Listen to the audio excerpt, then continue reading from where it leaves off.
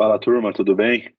Eh, Vou iniciar agora a revisão de Direito Internacional com vocês para a prova de sexta-feira, beleza? Eh, Hoje a gente vai falar sobre outro tópico, né? Não vai ser uma revisão completa da matéria, vai ser uma revisão completa sobre a terceira aula que o professor Fred deu, beleza? E vamos começar, tá? Saibam que a qualquer momento, qualquer dúvida, estou à disposição, beleza? Inclusive, para mandar no Whats, tal, sempre falo isso e é verdade mesmo. O que vocês quiserem tirar de dúvida, só falar, beleza? Vou compartilhar a tela aqui para vocês.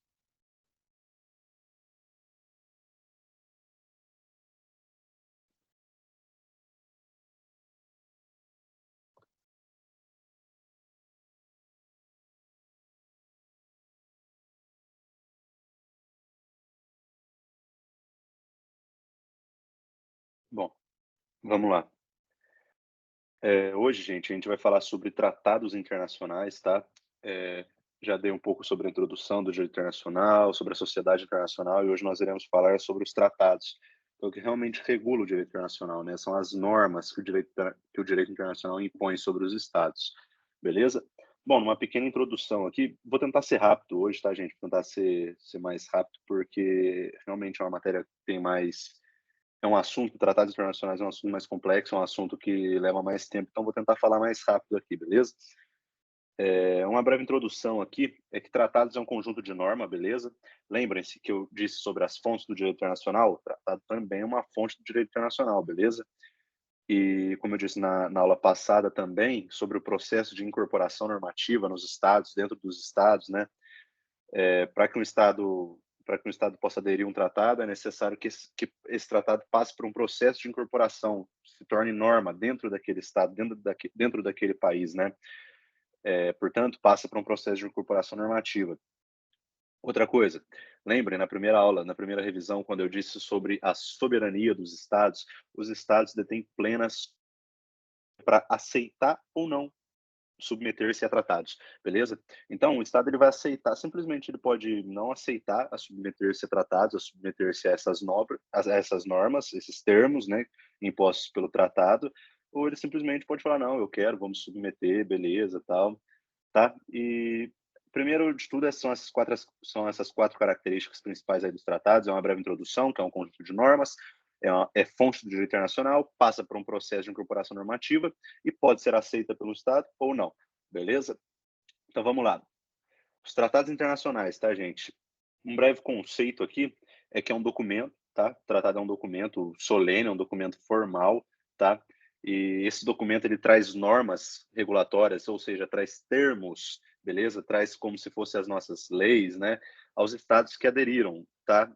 Ou seja, os estados que queiram aderir a esse tratado, eles vão submeter-se a essas normas regulatórias que estão descritas nesse documento formal, tá? Então é interessante a gente saber disso, que o conceito basicamente é esse. O que é um tratado? Tratado, na verdade, é um documento solene, é um documento formal, né? E nesse documento traz alguns termos, algumas normas, né, como se fossem as nossas leis, né, que vão regular os estados que aderiram, tá? Portanto, os estados que aderirem a esse tratado, eles vão ter um estreito vínculo, tá, com essas normas, com essa regulação imposta pelo tratado, beleza?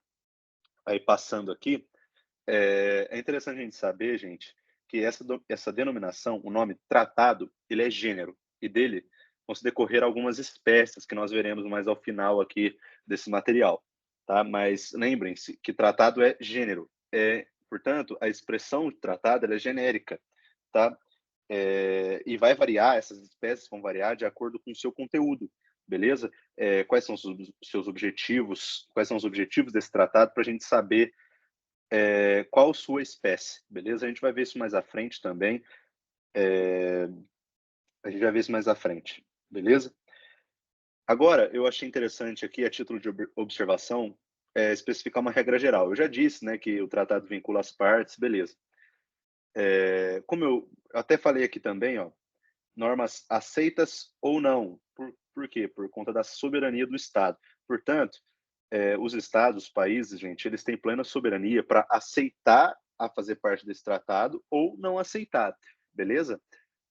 Então, esses tratados, eles vão regular apenas aqueles que aceitaram a submeter-se às normas, os termos desse tratado, beleza? Então é interessante a gente saber disso. Os outros que não aceitarem, eles não vão estar vinculados, beleza? Eles não vão ser obrigados a seguir aquele tratado. Por quê? Porque eles não estão vinculados, porque eles não aceitaram aqueles termos, beleza? Eles não aceitaram perante a sociedade internacional, ok? Então, é interessante a gente saber que as normas expostas nesses tratados, elas serão aplicadas, né, apenas aqueles estados que aderiram, que aceitaram expressamente, tá? Pelo livre e espontâneo exercício da soberania, tá? Portanto, só aqueles que aceitaram vão submeter-se às normas do tratado, beleza? Só que é o seguinte, lembrem do Pacta Sunt Servanda. A partir do momento que eu aceitar a submeter-me sobre essas normas, sobre esses termos expostos nos tratados, a partir do momento em que eu fizer parte desse tratado, essas normas vão ser aplicadas e eu sou obrigado a cumpri-las. Por quê? Porque eu estou vinculado a esse tratado. O país ele está vinculado às normas, aos termos desse tratado. Portanto, lembrando do Pacta Sunt Servanda, eu não sou obrigado, pela minha soberania, pela soberania do país, eu não sou obrigado a aderir a esse tratado. Mas caso eu vá aderir, obviamente, né, logicamente, eu tenho que cumprir com suas normas, tá? Sob pena de responsabilidade perante a comunidade, perante a sociedade internacional. Beleza? É interessante a gente saber disso também, tá? Bom, gente, agora eu vou falar sobre um órgão, na verdade, que ele regula, tá? Os tratados, tá? Ele vai regular todo esse processo, o que pode, o que não pode.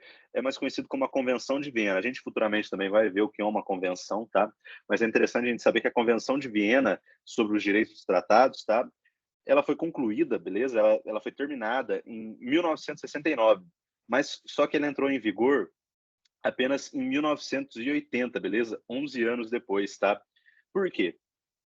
Porque na própria convenção, no próprio artigo, é o artigo 84 dessa convenção, estabelecia o seguinte: essa convenção só vai entrar em vigor a partir do momento em que tiver 35 ratificações, ou seja, 35, 35 assinaturas de membros, tá? Que fizeram parte dessa Convenção de Viena.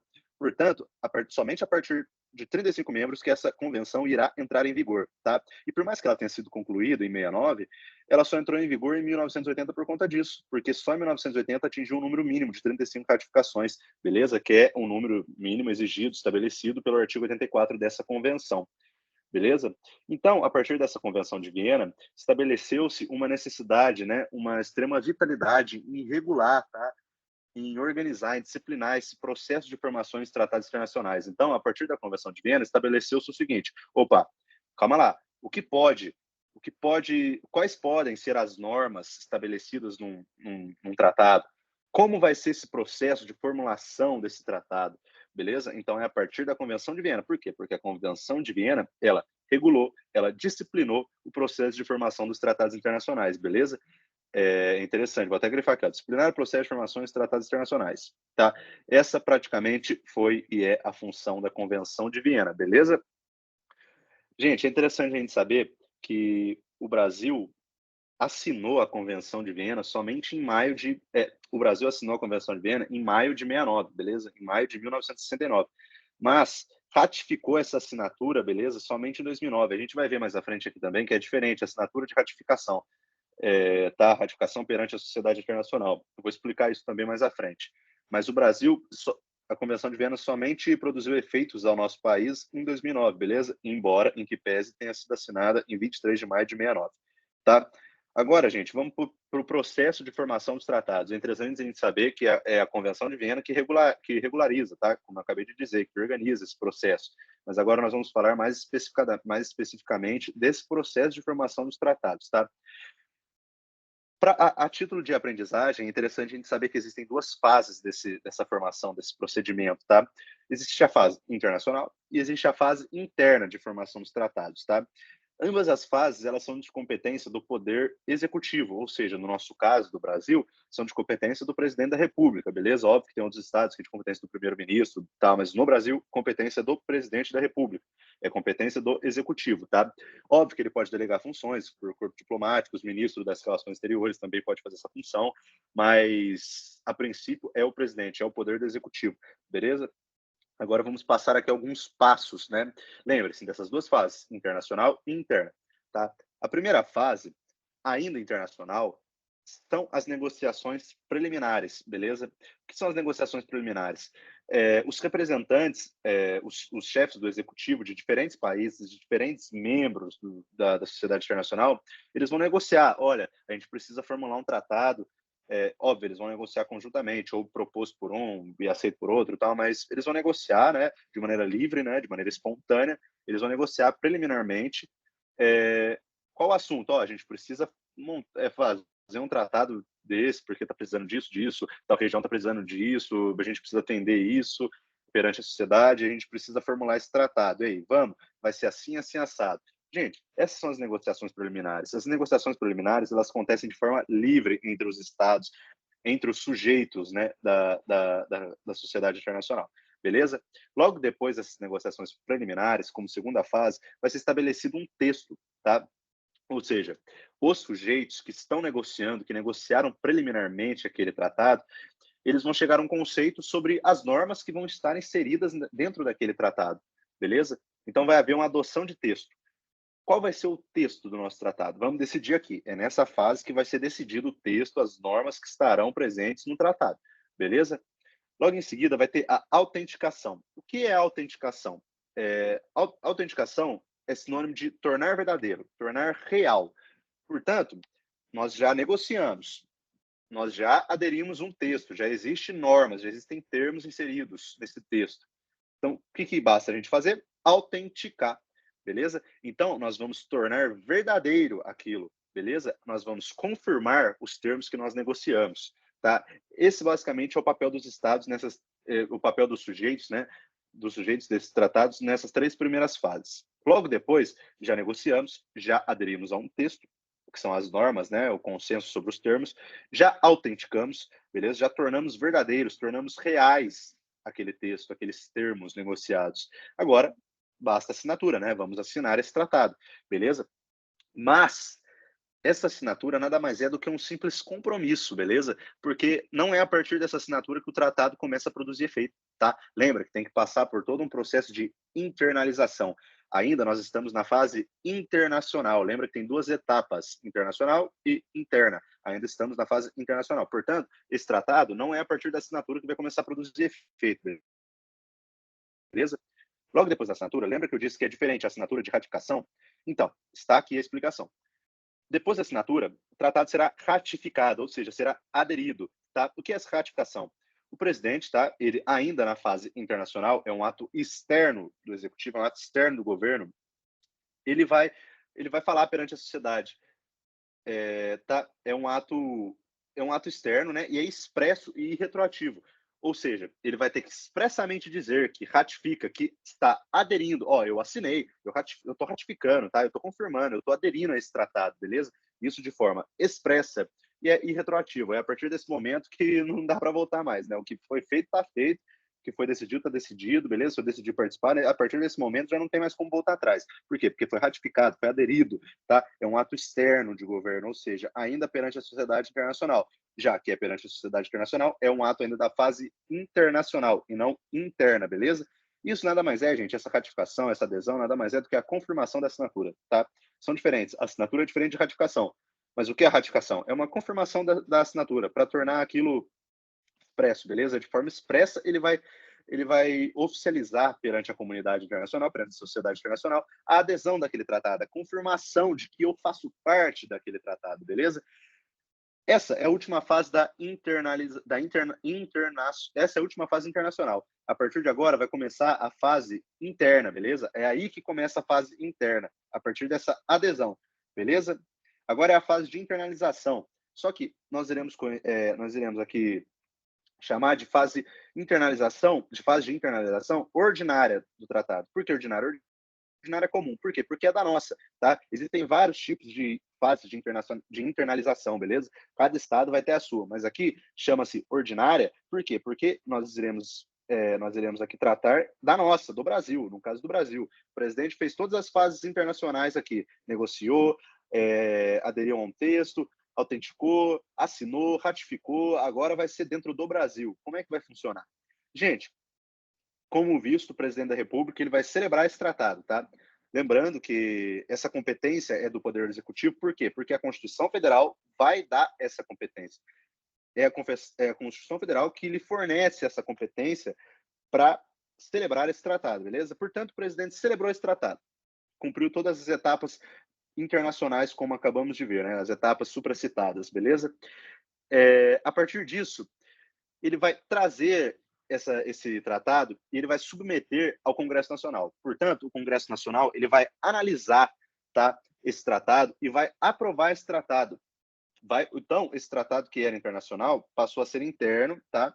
E vai ser como um projeto de lei e vai passar pelo procedimento para como se uma lei fosse aprovada mesmo no Brasil. Não sei se vocês estão vendo isso agora. Eu tive com o professor Antônio Sá, processo legislativo, a matéria de direito constitucional, tá? Então, lá a gente vê como funciona o processo legislativo, como as leis são formuladas, tá? Portanto, esse tratado ele será submetido ao Congresso Nacional para que haja essa aprovação, como se fosse uma lei mesmo, tá? Enfim, o Congresso Nacional vai passar primeiro pela casa iniciadora, né, que geralmente, a princípio, é a Câmara dos Deputados, depois vai passar pelo Senado Federal, para que depois o presidente ele possa sancionar aquilo, beleza? E essa é a próxima fase. Depois de passado pelo Congresso Nacional, depois de aprovado pela Câmara dos Deputados e pelo Senado Federal, esse tratado volta ao Executivo, volta ao presidente da República, para que ele possa ser agora internamente ratificado. Portanto, o presidente foi aprovado pelo Congresso Nacional. Qual que é a terceira etapa aqui dessa fase de internalização? O presidente vai sancionar, ele vai ratificar essa aprovação, ele vai ratificar esse tratado, tá? Portanto, depois da aprovação do Congresso Nacional, esse tratado vai retornar ao chefe do Executivo, para que assim possa ratificar, beleza? Com a ratificação, o tratado será promulgado, tá? Aí, muita gente confunde essa fase aqui, acha que é a partir da promulgação que o tratado vai produzir efeitos internamente, mas não é a partir da promulgação. É a partir da próxima fase. Depois da promulgação, o tratado ele vai ser publicado no Diário Oficial da União. E é a partir desse momento, é a partir da publicação desse tratado, que ele vai começar a produzir efeitos. Beleza? Tá? Então, essa basicamente é a fase. Essa basicamente são as etapas para que um tratado ele seja negociado internacionalmente e para que ele seja internalizado dentro do nosso sistema legislativo, beleza? Para que ele possa produzir efeitos dentro do Brasil, dentro do nosso país, tá? Agora, a título de curiosidade também, a título de observação, é importantíssimo a gente saber disso, que os tratados que falem sobre direitos humanos, o processo é diferente, tá, gente? Eles não vão passar sobre o Congresso Nacional aqui, eles não vão passar sobre o Congresso de maneira o processo existe o processo legislativo ordinário, né, que é o processo legislativo que aprova leis ordinárias, e os tratados, na verdade, eles vão ser apreciados, eles vão ser aprovados nessa sistemática, na sistemática ordinária, tá? Mas é interessante a gente saber que os tratados que versem sobre direitos humanos não vão ser aprovados nessa sistemática de processo legislativo ordinário. Eles vão ser aprovados como se fossem emendas constitucionais. Lembram que eu disse na aula passada que os tratados que versem sobre direitos humanos, eles têm peso constitucional, eles equiparam-se a normas constitucionais. Por quê? Porque a passagem dele, a internalização dele dentro do nosso Congresso, a aprovação ocorre de maneira diferente. Ocorre como se a gente estivesse formulando uma emenda constitucional. Eu não sei se vocês viram isso em processo legislativo, né, em direito constitucional, mas a real é essa, que emendas constitucionais, o processo legislativo para formular emendas constitucionais, ele é totalmente diferente do processo legislativo ordinário para formular leis ordinárias, tá? Portanto, os tratados que versem sobre esses direitos humanos, eles vão ser aprovados através de, como se fossem, né, equiparados a emendas constitucionais. Portanto, o processo legislativo para os tratados de direitos humanos, eles serão será o processo legislativo equiparado à emenda constitucional, tá? Que é aquilo de aprovado por 3/5, em 2 turnos, vai e volta, casa iniciadora, casa revisora, até chegar no presidente da República e tal. É um processo legislativo mais complexo, tá? Por quê? Obviamente tem que ser mais complexo, né? Porque vai virar norma constitucional. Beleza? Agora, gente, uma breve passagem aqui pela estrutura dos tratados. Qual é a estrutura dos tratados? Primeiro, a gente tem título, tá? Depois, preâmbulo. O título é básico, né? Tratado tal. Tratado X. O preâmbulo, que nada mais é do que o objetivo do tratado, né? Aquela parte inicial ainda do tratado. Depois nós passamos aos dispositivos, tá? Que são as normas, são os termos estabelecidos naqueles tratados, como se fossem as leis que os estados que aderiram ao tratado deverão cumprir, deverão seguir, serão obrigados, né, a submeter-se. Depois serão anexos, né, que serão os documentos que estejam inseridos naquele tratado, e logo depois a assinatura dos membros, a assinatura dos sujeitos, beleza? Gente, agora, nossa, tá indo bem rápido até. Tô até falando rápido demais. Agora a gente vai falar sobre reservas e emendas, beleza? Os tratados podem ser que haja que existam reservas e emendas, beleza? Agora a gente vai diferenciar o que são as reservas e o que são as emendas, tá? Nada mais são do que a possibilidade de alterações e restrições. Lembrem, liguem emendas a alterações e liguem reservas a restrições. E liguem reservas a objeto prévio e liguem emendas a objeto incidental, posterior. Beleza? A gente vai estudar mais a fundo isso agora, tá? O que são as reservas? As reservas, gente, ocorrem quando um Estado, um país, ele vai aderir ao tratado, mas ele vai aderir com restrições. Ele vai aderir somente cumprindo certas normas que estão inseridas naquele tratado, ele não vai cumprir, não. Isso é possível? É possível, através das reservas. Ele vai aderir ao tratado, ele vai submeter-se às normas, exceto algumas. Então, ele pode escolher isso de acordo com sua soberania, né? Seguindo o princípio da soberania, ele pode escolher quais normas seguir ou não. Então, portanto, ele pode assinar esse tratado com reservas, beleza? E com restrições, né? Portanto, gente, é uma manifestação, tá, da vontade expressa, beleza? E ela deve ser prévia, tá? Ou seja, antes da vigência desse tratado, deve estar estabelecido isso, que aquele Estado, aquele país, ele vai aderir ao tratado, mas com restrições.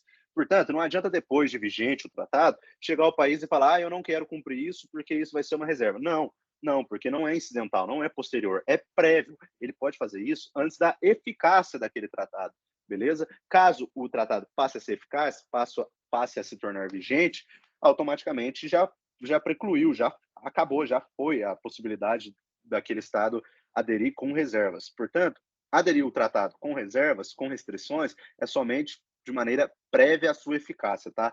Guardem isso para a prova, guardem isso, de maneira prévia à eficácia, beleza? Então, aí vale a pena a gente colocar a título de curiosidade aqui duas observações, tá? A primeira é que não permite, né, a formulação de reservas tardias, é aquilo que eu falei, gente. Depois que o Estado manifestou com o sentimento em obrigar-se pelo tratado, ele não vai mais poder querer assumir reservas, ele não vai poder mais querer não cumprir certas normas, tá? Por quê? Porque já passou o momento. Não pode ser tardio, sim prévio, tá? E a observação número 2 aqui é que não há que se falar em reservas nos casos tratados bilaterais. Portanto, só pode ocorrer essa adoção ao tratado com restrições em caso de tratados multilaterais, tratados que envolvam, que estejam assinados por diversos sujeitos, tá?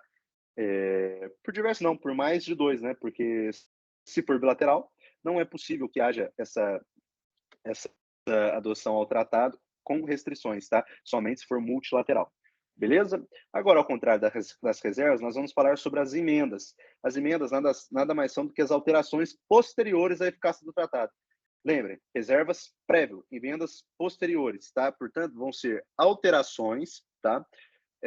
Posteriores à eficácia do tratado. Depois que o tratado já está vigente, certo estado ou certos estados, países, né, eles decidem alterar, né, decidem complementar, né, não necessariamente alterar, mas pode ser complementar também, né, posteriormente à eficácia, aquele tratado.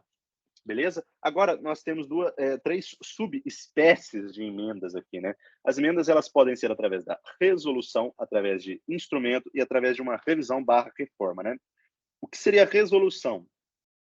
A resolução seria essa emenda, seria essa alteração no tratado executado, feito, realizado por uma entidade capacitada, que seria uma organização, um organismo do direito internacional. O que seria isso? A ONU, a OMS. Portanto, a resolução ela pode ser feita através dessas entidades, tá? O tratado ele pode ser alterado somente através das entidades e não pelos estados. Quais são as entidades? São as organizações de grande porte, ONU, OMS, OIT, beleza? Então, basicamente, se for resolução, é porque são essas entidades que fizeram as alterações, beleza? No tratado, tá? O que seriam os instrumentos? Gente, quando pensar em instrumentos, emendas por instrumento, relacionem com coisas básicas, tá? Com coisas não formais, com coisas menos burocráticas, com mudanças básicas, com mudanças tranquilas, beleza? Nada complexo, tá? Portanto, vai relacionar inclusão ou exclusão, é uma alteração nos termos, né? Inclusão ou exclusão de termos ou normas daquele tratado, mas normas menos burocráticas, tá? Não é coisa que mexe no corpo do tratado, e sim coisas básicas, coisas menos burocráticas, tá? O que seria isso? Eu dei um exemplo aqui das placas do Mercosul. Vocês lembram que antigamente, até hoje, né? Acho que a maioria dos carros ainda tem aquela placa antiga do Brasil, mas os novos, o novo emplacamento dos veículos é a placa do Mercosul. Isso é uma coisa básica de ser incluído, de ser mudado num tratado, beleza? Portanto, é fácil. Então, obviamente, a alteração, essa inclusão da placa nova do Mercosul no lugar da placa antiga brasileira, é uma emenda através de instrumento, não é uma emenda complexa, é uma emenda fácil, é uma emenda menos burocrática, tá? Portanto, relacione emenda através de instrumento com emendas menos burocráticas, tá? Agora, o terceiro tipo de subespécie aqui de emenda seria a emenda por revisão ou reforma. Aí sim, seria uma emenda complexa, né? Seria uma mudança, uma alteração mais burocrática, beleza? Aí sim, iria mudar alterações que iriam criar dicotomias entre o antigo e o novo, mas de maneira mais burocrática, beleza? De maneira que iria mudar realmente o corpo daquele tratado, queria mudar uma regra, uma norma fundamental, tá? Portanto, diferencie isso de emendas por instrumento de emendas por revisão. Instrumento, menos burocrático. Revisão ou reforma, mais burocrático, mexendo no corpo do tratado, tá? Agora, vou falar um pouco sobre a posição hierárquica dos tratados, tá? Falar sobre a teoria da paridade, né, que é regra, a exceção, mas é a regra, é o que vai ser ensinado, o que vai ser revisado aqui, tá? O que é a posição hierárquica dos tratados? Basicamente, gente, a gente vai falar sobre o que acontece no Brasil, beleza? Calma aí. Tá gravando, certo?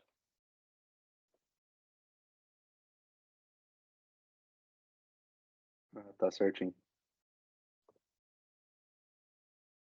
Bom, voltando a falar aqui da posição hierárquica dos tratados, tá?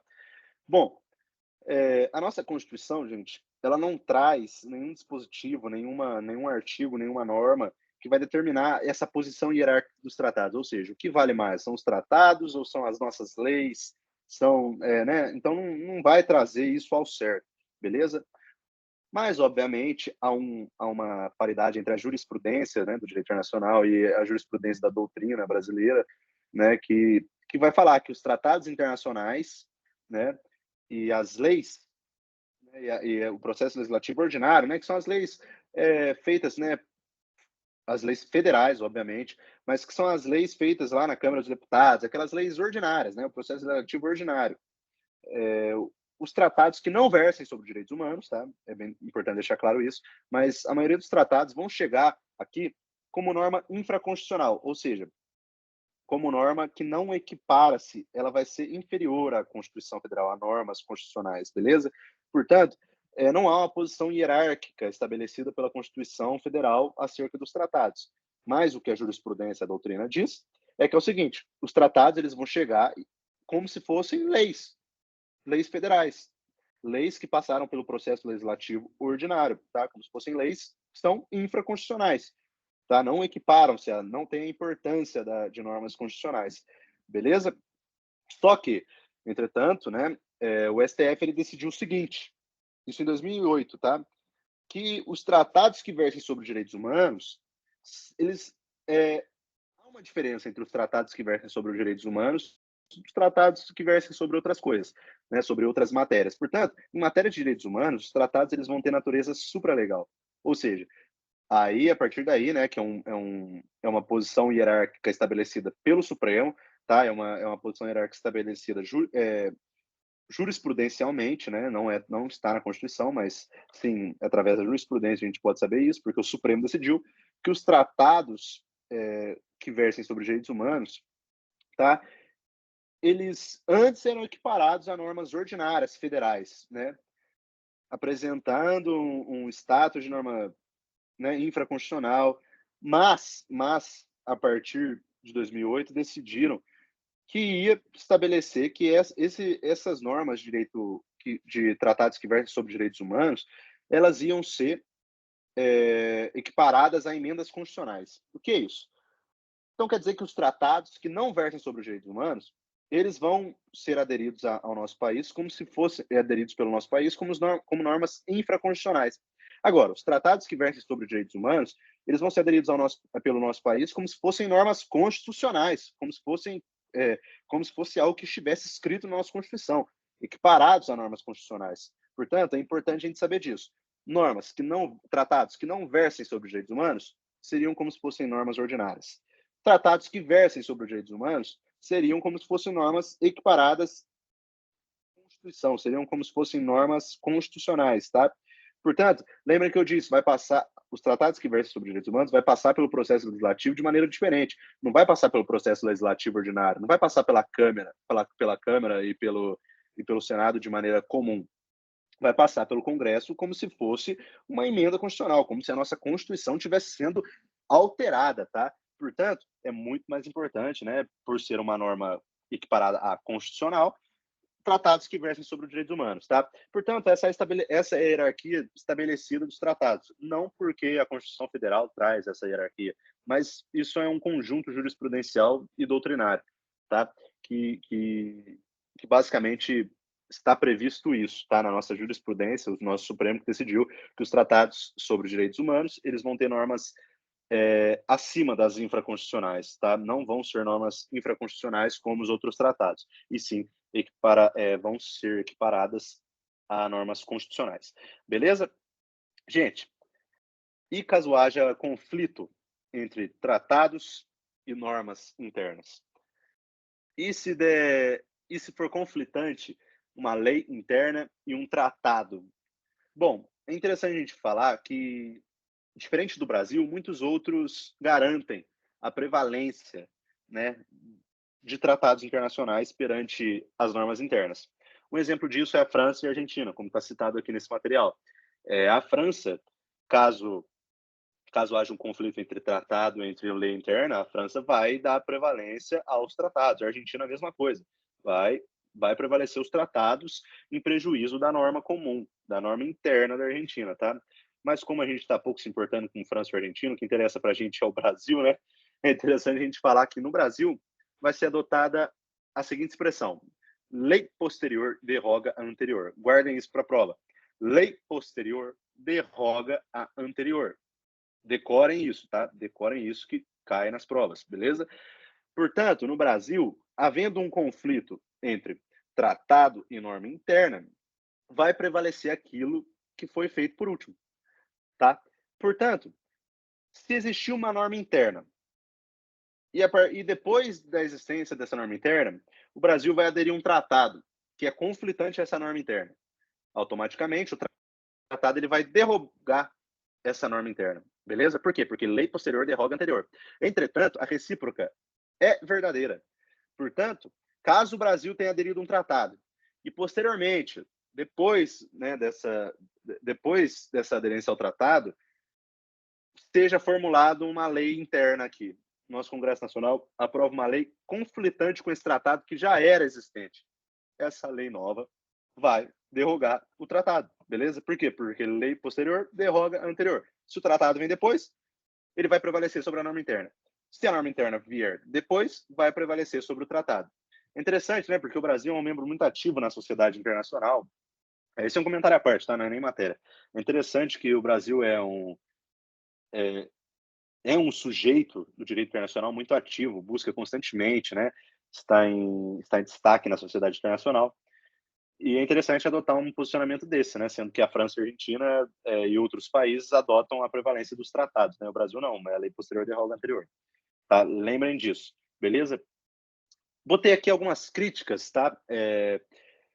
Algumas críticas a essa lei posterior derroga a lei anterior, tá? Gente, vamos supor que não existisse essa lei posterior derroga a anterior, ou se não existisse essa prevalência nos outros países, nos outros estados, tá? Existe uma forma que um estado, ele, por exemplo, vamos supor que um país, ele não, antes de explicar, vou dar um exemplo, tá? vamos supor que um país ele não queira mais fazer parte daquele tratado, ele não queira mais submeter-se às normas, às regras estabelecidas naquele tratado. Ele vai ser obrigado, é aquilo, né? Tem o Pacto Santo Servanda, que a partir do momento que você aderiu àquele tratado, você é obrigado a cumprir, tá? Mas, gente, lembre-se que isso é conflitante com o princípio da soberania, tá? Há um grande conflito entre o Pacto Santo Servanda com o princípio da soberania dos Estados, tá? Então, nada mais é o seguinte, que a partir do momento que você estiver fazendo parte daquele tratado, você é obrigado a cumprir as normas. Mas nada impede que você deixe aquele tratado. É isso, tá? É basicamente isso. Então, portanto, há um instituto que chama denúncia. Lembrem disso, denúncia. Não é denúncia de, vou denunciar um crime. Não, não é isso. A denúncia nada mais é do que um ato de revogação daquele tratado. É um ato que o país deixa de fazer parte daquele tratado. Por quê? Por conta do princípio da soberania, tá? Então, lembrem disso. O que é a denúncia? A denúncia é um ato em que um Estado ou um país ele deixa de participar daquele tratado e automaticamente ele não vincula-se mais àquelas normas, podendo infringi-lo. Beleza? Por quê? Por conta da soberania, tá? Esse princípio da soberania, né, gente, ele faz com que os países possam fazer o que... Cada país pode fazer o que quiser na sociedade internacional, essa é a verdade, por conta do princípio da soberania. Então, se um país ele quiser aderir a um tratado e depois não quiser cumprir mais, ele simplesmente pode sair, né? Ele simplesmente não precisa se submeter àquilo através da denúncia, beleza? Então lembrem disso, denúncia. Por isso que é confuso o direito internacional, né? Porque o princípio da soberania ele vai confundir o direito internacional, porque os países não se vinculam se não quiserem, tá? E há um grande conflito entre isso, entre o princípio da soberania e o Pacta Sunt Servanda, né? Por isso que o direito internacional é complicadinho, mas é isso. Tá? A denúncia é o ato de revogação, tá? É um ato unilateral, não depende de anuência dos outros membros, tá? É um ato unilateral, beleza? Portanto, o descumprimento, né? Outra crítica aqui, né? O descumprimento interno de um compromisso assumido externamente vai acarretar responsabilidade. Então, lembra, gente, que a partir do momento que você assumiu a responsabilidade, o compromisso de cumprir com aquela coisa, de cumprir com aquele tratado, caso você não cumpra, vai acarretar a responsabilidade internacional para você. A Corte Internacional ela vai te responsabilizar né, pelo aquele descumprimento ao tratado, beleza? A título de observação aqui, coloquei que há doutrinadores que defendem o status supralegal dos tratados. Lembra, né? No Brasil, os tratados que não versem sobre direitos humanos são infraconstitucionais, tá? Mas há doutrinadores que falam que o tratado é supralegal. Aí, né, seria aquilo de o tratado prevalece sobre a lei, né? Não é o caso do Brasil, tá? Por quê? Porque alguns doutrinadores defendem o status supralegal do tratado, que é acima das leis, beleza? E há outras que defendem, né, a supraconstitucionalidade dos mesmos, tal. E que aí é o caso do Brasil, que são os tratados que versem sobre direitos humanos, beleza? Que os tratados que versam sobre direitos humanos vão ter normas, aí sim vão ter normas supralegais, vão ser equiparadas à Constituição, inclusive, tá? E como eu disse, né, só podem ser retirados por meio da denúncia, tá? A denúncia é o ato que o tratado ele se retira, né, daquele o tratado não. A denúncia é o ato que um país, que um estado, ele se retira daquele tratado. Ele se desobriga com aquelas normas impostas pelo tratado, beleza? É um ato unilateral, tá? Olha lá. Implica a retirada do estado de determinado tratado internacional, beleza? Agora, voltando ao Brasil, né? É por isso que os tratados e convenções internacionais que versam sobre direitos humanos, que forem aprovados em cada caso do Congresso, aqui, gente, tá, ó, o processo legislativo para emendas constitucionais, beleza? 2 turnos. Portanto, os tratados que versam sobre direitos humanos, eles são aprovados pelo Congresso Nacional como? Em 2 turnos, tá? Em 2 turnos, isso o que seria um turno? Seria passar pela Câmara dos Deputados e depois pelo Senado Federal. Isso é um turno. Então, vai voltar dos Deputados e ao Senado Federal. Isso 2 vezes, tá? Câmara dos Deputados e Senado Federal e Câmara dos Deputados e Senado Federal, até que chegue o presidente para que ele sancione. Portanto, isso nos tratados que versem sobre direitos humanos, tá? Os tratados que versem sobre direitos humanos, eles vão passar no Congresso como se fossem equiparados a emendas constitucionais, tá? E serão aprovados por 2 turnos, em 2 turnos, né? Por 3/5 dos votos dos respectivos membros, tá? É importante a gente saber disso, beleza? Agora, dos atos internacionais, é a última parte aqui, nossa, acabamos bem antes aqui, né? Rapidinho eu falo disso, 6h15 acabou. Lembrem que eu disse que tratado é gênero, né? Tratado é um gênero e a espécie. Aqui, gente, esses atos internacionais são as espécies dos tratados. Se um tratado é gênero, os atos internacionais perante aquele tratado são espécies. Tá? E quais são as espécies? Convenção, acordo, protocolo e convênio. Tá? Vou explicar cada uma delas. O que seria convenção? Convenção, gente, igual a Convenção de Viena, é uma reunião, é uma conferência entre líderes mundiais, entre líderes dos estados, tá? E eles vão se reunir para quê? Eles vão se reunir para discutir sobre determinado tema que está precisando naquele momento para o mundo, para a sociedade internacional. Então, há um problema na sociedade internacional. Vamos nos reunir, né? Os líderes vão se reunir através de uma conferência para discutir sobre esse determinado tema. E a convenção nada mais é do que o resultado do que foi decidido nessa reunião. Portanto, houve a reunião e o que foi decidido chamamos de convenção, tá? Portanto, lembrem da Convenção de Viena. A Convenção de Viena nada mais foi do que uma reunião entre os líderes e o que foi discutido, o que foi decidido naquela reunião ficou conhecido como Convenção de Viena, tá? Lembrem disso, beleza? Agora, o que é um acordo? Diferente de convenção, acordo nada mais é do que um simples ajuste, beleza? É um ajuste normalmente econômico, né, ou de paz. É um acordo, ou ele normalmente ou ele vai estabelecer algum ajuste econômico, ou ele vai estabelecer a paz em algum, né, um cessar-fogo. Isso é um acordo, beleza? Deixa eu corrigir aqui. Sendo relacionado a aspectos pequenos, tá? Pequenos por quê?